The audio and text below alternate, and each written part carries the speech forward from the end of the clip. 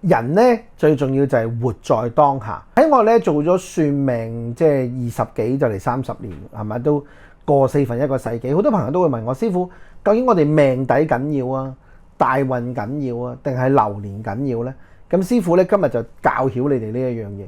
無論喺八字同紫微斗數上面咧，好多朋友都問我，師傅你以乜嘢為一個中心點？我就會以10年大運作為一個中心點。咁你會問啦，師傅點解唔係命底緊要啲咩？冇錯，無論喺八字或者紫微斗數裏邊，我哋都會討論佢個命底係如何。但係你要明一樣嘢就係人，頭先都師傅用呢個字啊，活在當下。如果你唔把握而家呢10年運，係咪？究竟你而家呢10年運究竟應該要衝啊？你呢10年運應該要守啊？你呢10年運應該要持盈保泰啊？或者呢10年運應該要結婚生仔，定係我應該要去做生意，定係我應該繼續去打工呢？呢一個係我哋好多朋友都好想知嘅嘢，所以點解你見師傅算命都以10年為起跳嘅單位？即係有啲朋友都會揾師傅算命，師傅你點計㗎咁樣？其實我話其實我就主要都係睇大運先。咁當然咧，有啲人想睇一生嘅，我哋好歡迎你睇一生。咁當然有啲朋友都話，師傅我大概都揾你睇咗10年㗎啦，我想睇下每一年流年發生嘅事情，做一啲加加減減得唔得？得。咁你都聽到師傅講呢個前提就知道啦。原來流年就係負責做加加減減嘅嘢。咩叫加加減減啊？就係我呢10年大運本身係向好嘅，慢慢好似師傅咁樣向上緊嘅。咁如果喺向上緊當中，我而家行嘅運，譬如流年可能係差啲喎，譬如好似今年咁丙午年，咁師傅唔中意火，咁究竟火代表嘅嘢係咩咧？可能而家呢個運師傅係上緊嘅，咁但係行火嘅運嘅意思，可能佢拉平佢，或者可能個 slope 落少少，跟住可能預你後一個運再戳上去咧。因為譬如好似師傅咁，我中意土金，係咪啊？或者我中意金水。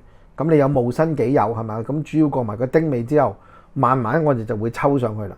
咁點樣抽法？可能係一個拉得好勁嘅抽上，係咪？咁所以我哋話點解會有個平台位俾你，就係可能呢個運俾你就係我嚟做咩啊？譬如呢2年流年啊，丙午丁未就係俾師傅我嚟咩啊？唞氣，等一等先，唞順咗啦，可能再上一個高峰，會有更大嘅力量或者有更大嘅魄力。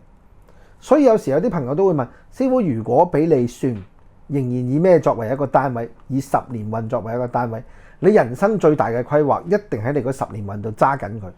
揸緊嘅定義係咩呢？就係你對於嗰件事情嘅了解度。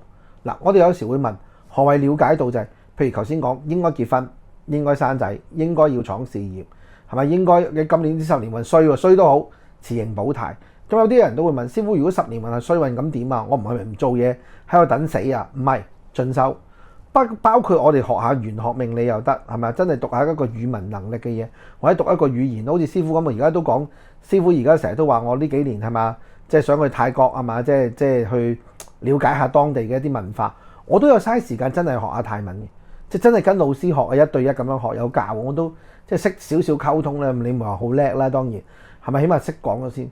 咁我承諾咗俾大家呢1-2年去做嘢，我真係有做到喎，我真係有學下嘢。係咪？我唔一定淨係進修玄學嘅嘢，或者進修一啲同中國歷史啊、文化啊或者宗教有關嘅嘢，可能同語言有關嘅嘢，可能都有幫助呢，係咪啊？咁所以好似我呢2年流年唔好，我都去學一啲嘢，或者去做一啲嘢。當然啦，而家講 AI 成性啦，係咪啊？咁我哋可能學一啲 AI 嘢都唔出奇。咁我都有時會去學下呢啲嘢，明白咗佢點樣運作，都可以幫到自己。所以記住一樣嘢就係嗰10年運係你人生最重要嘅規劃，唔使規劃一生，係咪啊？唔使規劃，即係唔會啊。咁有啲朋友都會問，點解會係5年一個小規劃，10年一個大規劃呢？如果大家有跟過師傅學八字嘅朋友都記得啦，係咪？或者有啲粉絲都係跟過我，聽過我講八字都知道，我哋個月呢，月啊，60個月份就係循環一個甲子，係咪啊？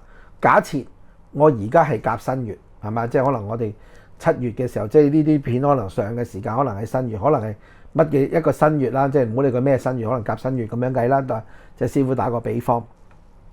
咁可能係因為而家季字甲午啊嘛，咁可能佢跟住就係月未，咁跟住係丙申，可能係丙申啊當丙申月。咁我哋丙申月嘅話，如果我要見下一個丙申月要隔5年，所以因為60個甲子除翻1年12個月，即係5年，所以點解10年一個大運，5年就係一個小運，就係咁嚟嘅。所以有啲朋友都會問，點解5年計劃同埋10年計劃係咪好似講到好似好國家級嘅一啲嘢？其實唔使咁誇張嘅，不過人生嘅規劃都係5年一個小規劃，10年一個大規劃，而流年再講多一次，只係加加減減嘅啫。